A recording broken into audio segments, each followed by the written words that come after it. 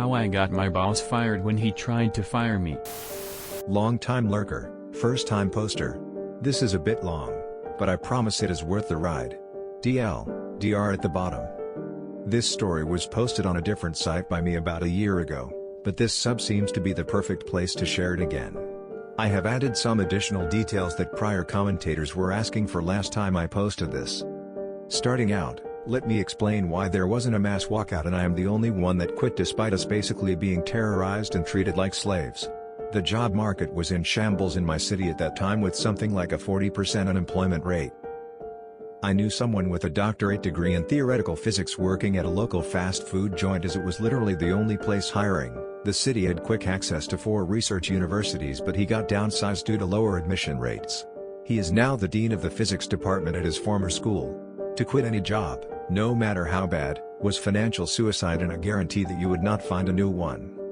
I always worked customer service, food service, and hospitality since I was 14. At 24, I decided it was time to find a job with benefits and potential for career advancement, so I took a job stocking shelves overnight with a global monstrosity that started out as a mom-and-pop store.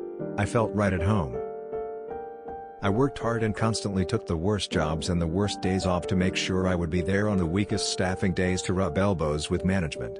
If there was anything that occasionally came up that no one on the shift was trained to do, I would come in on my day off, without pay, to get trained how to do the task, like keys, paint, accounting issues, etc., to become less disposable and more versatile. It worked, and 10 months and I found myself with an offer to promote to low-level management starting January 1st. Starting the weekend before Thanksgiving, the overnight manager started to understaff shifts, to preserve his end-of-year bonus, and acted surprised when people called out. He would then bully us into staying over with threats of write-ups for not finishing our assigned stocking tasks. Upper management was notorious for just signing off on write-ups without looking into their validity, so each staff being assigned 13+ hours of labor to complete it alone in 6 hours. While typically it was approximately 4.5 hours to account for tending to customers as well, was no defense, since an employee could only get 2 of those write-ups in a rolling 13-month period before termination. We all would stay over, as well as skip our breaks and lunches to finish. Those write-ups were also less job-threatening as he would simply turn a blind eye to us clocking out for break, lunch and returning to work. But there was a catch. Since any approved overtime would count against his $73,000 bonus, approximately 11 cents per approved hour, he would never file the approval forms for the OT. This meant that it was considered unapproved, meaning that we were required to get approval to cut hours off our regular shifts to equal out what we stayed over. He, of course, never approved us to cut those hours. This was resulting in weekly write-ups, from the same manager, for unapproved overtime on those of us that made it to work every day despite the weather and missed holiday get-togethers with our families. Every week we would get a write-up and he would get praise for getting everything done with less approved staffing hours than typically allocated. Thankfully, write-ups for unapproved out didn't carry a lot of weight, but for 3 months they counted against your points for promotion opportunities. This went on until the week before Christmas.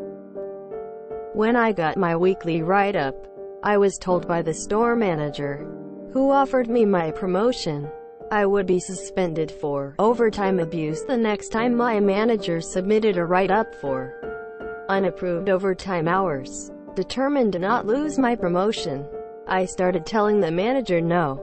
The second time I refused to stay over without him signing an overtime approval form and giving me a physical signed copy. Before I hit overtime, he wrote me up for abusive actions towards a member of management and actions with intent to undermine the integrity of management and store policies. This instantly cost me my promotion, which greatly upset me. And then, like the idiot he is, he left me alone in his office to sign the write-ups and the acknowledgement that I was no longer promoting. Initially, I was going to just accept it and resolve myself to spending the next 13 months working my tail off for minimum wage and go up for promotion as soon as they fell off. When I started reading the acknowledgement form, I found I was not eligible to promote to management until I was write-up free for 5 years. This meant 6 years and 1 month before I could even try to get promoted again. All because I followed policy. So, rather than sign it, I wrote, "F off," in Sharpie across his brand new desk, which he got for being such a great manager. Walked out of his office, handed him my vest and name tag, shredded the write-ups and tossed them into the air like confetti, and told his no longer smug face that it was now my personal mission to get him fired. He lost his cockiness when it sunk and I just quit. I could see little beads of panic sweat forming on his forehead, as he realized that the only person capable of performing certain highly essential functions for his shift was walking out the door. He shouted after me, telling me that he could talk to the general manager and see if he could get the time frame cut down to 3 years. He offered to approve all of my overtime the rest of the season, offered me a cut of his bonus, and several other offers I can't remember. Honestly, if he'd offered to withdraw the write-ups, which was still 100% an option but he never offered, I wouldn't have accepted it. But I might not have followed through on my threat. I was too angry and too determined. And I didn't care if I became homeless as long as I never had to work there again. Now, how did I get him fired? Well, due to certain ADA requirements, I was permitted to carry a voice recorder with me at work so I could record important meetings, announcements, and reminders. When I got written up the first time for unapproved overtime, I started recording his requests to both me and coworkers. I never used them to dispute the write-ups, but I never deleted them, either. So, I uploaded all the recordings to my computer, nearly 18 hours of audio, and sent it to the Home Office, CCING, every store manager and compliance officer in the district. When I went in for my last paycheck, he was long gone. I was offered my promotion back, but I declined. The regional director then offered me my old manager's job, with a $73,000 hiring bonus. Wonder where that came from, lol. But I still refused and said I was never returning to retail. My former manager's boss laughed and told me that everyone returns eventually. And when I did come see her, and she would find me a management spot somewhere. After 5 months of being unemployed, living with my mom, and barely surviving, I moved to another state and got a job working in a state prison as a guard and am very fulfilled. TLDR. After working hard to earn a promotion, my penny-pinching tyrant of a manager forced me to lose it. So I reported his shady practices and got him fired and was offered his job. I refused and am far happier now. Edit. Well, I never expected to have any upvotes. At over 150, I feel very blessed, especially for my first Reddit post ever. Thank you so much for the karma, love. I would have taken that $73,000 bonus and quit as soon as they paid it, or I hit the benchmark for it to be paid. Then filed for all my back-owed wages from no breaks and OT never paid. Easily a nice 100 grand payday right there. When prison is considered better than retail, you know that manager messed up big time. I just quit from corrections this year. Trust me, you're just as disposable there. Be safe and watch your back, bro. Not sure why you wouldn't file to be paid for all the overtime you weren't paid. Thanks for the additional details. I remember reading your story a while ago, and thought it was a great thing you did.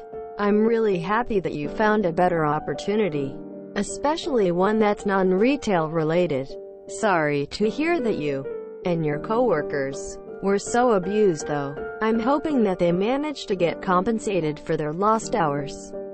Do you have any details about them and how they are faring? I would have accepted the management position with a 73,000 bonus. That way you would have not only cost him his job but also replaced him at it, which for me personally would have been much more satisfying. I'm curious why you didn't use your recordings to fight back against the warnings. Are you insane? You could have taken that job, collected that $73,000, worked a few months and told them to fuck off, and you'd have $73,000 for free. Careful at the prison. My father was sent to one for driving me to my grandma's house, and his lawyer left him in the dust with nothing after getting paid 25 grand. After he went to jail, he found out within a couple months that the drug dealers inside the prison were supplying the nurses and almost all the other staff, making prison for drug dealers a money-making hotspot. Terry's 300th one smile. They offered you $73K and you didn't take it? Think you could send me your hiring manager's info? LMAO. 73K hiring bonus when you were low level before. I call BS. America is such a cruel place. This would not be possible in Australia. If you enjoyed this video, please check out our playlists full of similar content. Epic Aircast is like doom scrolling for your ears. Please like, share, and subscribe.